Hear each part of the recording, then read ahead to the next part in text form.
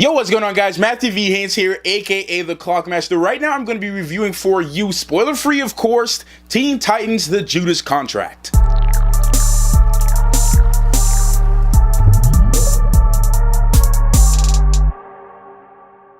Before I get into this spoiler-free review, guys, do not forget to subscribe if you're new, hit that like button, let's get on with it. So this movie follows the Teen Titans after the events of Justice League versus the Teen Titans. They face two of the most fiercest villains ever, Brother Blood and Slade Wilson. But there's a new member of the team by the name of Terra. Her intentions are still quite unknown. The team is kind of on the fence as whether they should trust her or not, so we get to follow more of her journey on this team and where she will end up. So that's without any spoilers, guys. That's pretty much the gist of the storyline. So let's get into spoiler-free review. So one of the things I really loved about this movie as I was watching yesterday, and its initial release was yesterday, April 4th, and what I loved about it was just how nostalgic it was to me. Like, keep in mind, Warner Brothers and DC play zero games when it comes to their animated films.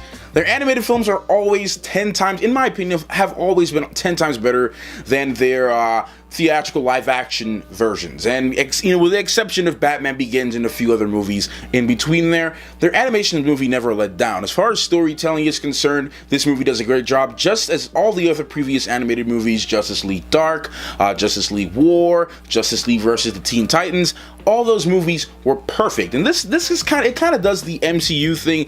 This is what the DC animated world kind of does the MCU thing, but in the animated version. So they have all these solo movies, you know, the Green Lantern stuff, like I said, Justice League War, and Justice League Dark. All those movies, while they're singular, they connect with each other, and they all kind of have this nice little universe in between there. You feel like you're really getting to grow with some of these characters. And what I loved about in this movie too is, like I said, you follow some of the Titans from the previous movie who were introduced before: Garfield, Logan, Beast Boy, you got Sapphire, Nightwing, all these different individual characters we get to see from the movie before.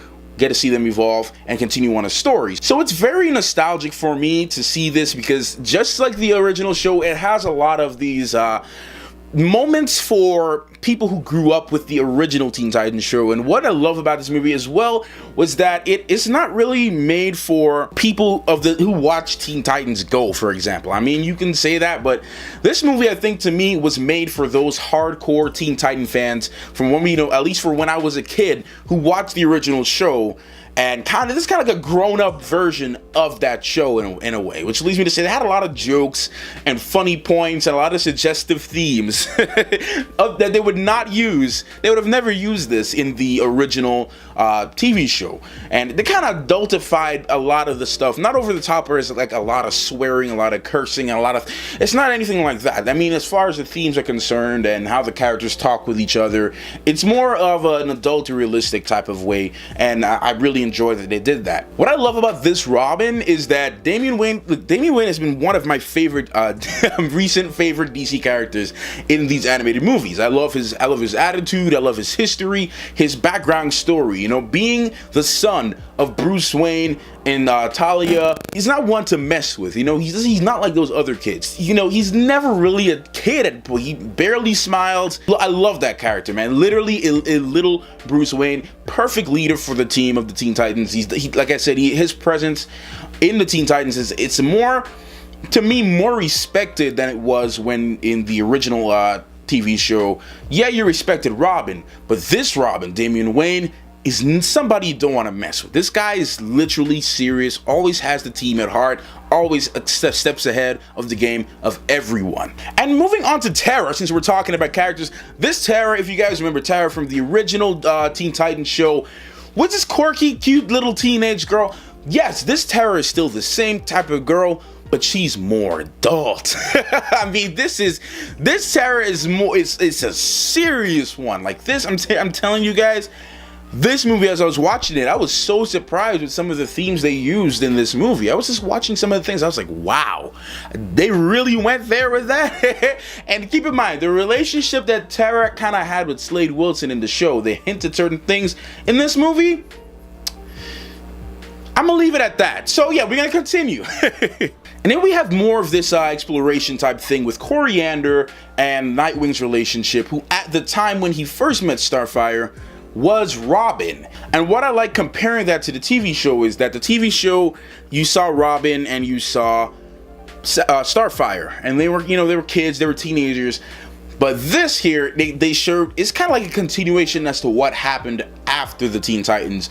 More of their relationship, how they interact with the world. It just goes more how closer they are and how these characters have grown over the years. So I like that they really focused a lot on these characters, and like I said, they can set up for many movies just because of that simple move. And we got another new character to the Teen Titans. You got Blue Beetle, Hame. So Blue Beetle is sort of kind of been reintroduced to the world from the DC Rebirth series, the new DC Rebirth that came out sometime last year. In the comic books, Blue Beetle has kind of like this parasite on his back, sort of like a, I don't know if you want to call it like a symbiote kind of thing, but it's kind of like this alien thing that's attached to his body, and they're kind of working out the kinks, and they have to understand each other. It has a mind of its own, but it kind of works together with his body. So, you know, we got to see more of his story, and they focus a lot on him as well and developing that character, especially continuing from the last movie. And they can continue, like I said, they can continue to grow this character in many ways. It's kind of giving him more of an origin background, more understanding as to how he works and his role in the Teen Titans. So one of the things I highlighted earlier was how amazing these villains were. You see, DC in their animated world, they know how to make really good, intimidating villains. This Brother Blood, if you remember Brother Blood from the original, this Brother Blood is even worse. He's more scarier, he's more intimidating. He's literally very terrifying. Even though it's animated, you feel afraid, or you feel intimidated by this character. You know, it does the job well as being a villain. And then you have Mother Mayhem, actually, so 3 Mother Mayhem, and then you have him, and then you have Slade Wilson, Deathstroke. While I like Deathstroke, I think he's one of an anti-hero. I classify him as an anti-hero because there's been some stories where he did good. But this Deathstroke, man, is crazy. He was voiced by Michael Ferrer, who's actually sadly passed away earlier on this year. So rest in peace to him. He voiced the character as Slade Wilson. The voice was perfect. It did a great job. I love both of those characters, Brother Blood and Slade Wilson. I can't wait to see what else they can do, because DC has never disappointed in the animated world when it comes to their villains. So as I've been mentioning second movies and stuff like that, there is a possibility for them to make a sequel for this, because like I said, man, there's so many Teen Titans stories, there's so many character development, there's so many things to grow off of and build off of with each individual character and story, as we've seen with Robin becoming Nightwing, and now Damian Wayne kind of taking on the mantle as Robin, and focusing on his life as a leader and where he can go. They can go anywhere with this. I can see another Teen Titans movie. So finally, guys, I'm going to give this movie an A, and in the number scale, I'm going to kind of give it a 9.5 out of 10 to kind of give you a better understanding. I enjoyed this movie from start to finish. Action sequences were great for the animated stuff, how they drew it. I love how the colors look, and that's one of the things for me when I'm watching a DC animated film. If the coloring isn't right and it's really dull and flat, I'm not going to like it.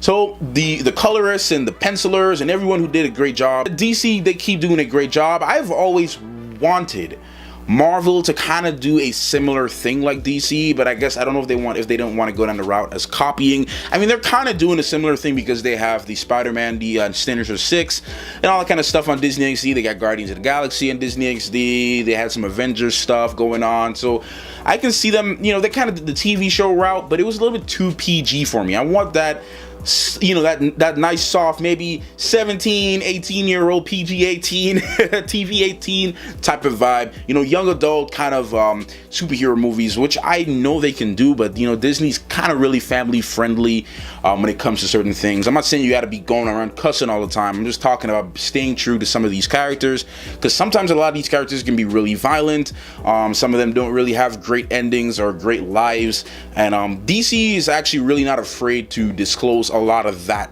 backstory, whether it be good or bad with some of these characters. So I like that they do that. Hopefully Marvel can end up doing something like that in the near future. Great, man. I do recommend you guys watch this movie. Go check it out. Go and purchase it. Go do what you need to do.